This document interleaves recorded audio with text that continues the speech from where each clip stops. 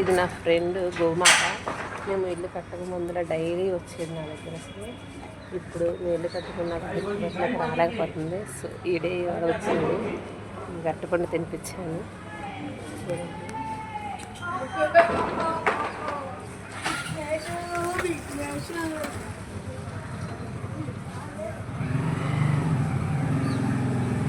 వెళ్ళి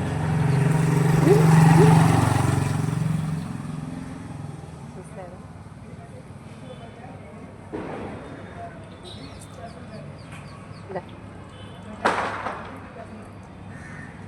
పో ఇంక పోవా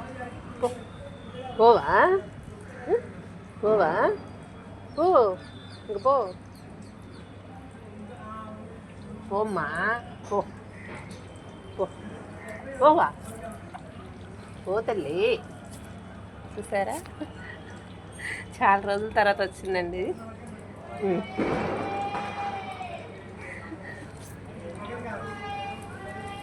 గోమాతను పూజిస్తే చాలా మంచిది.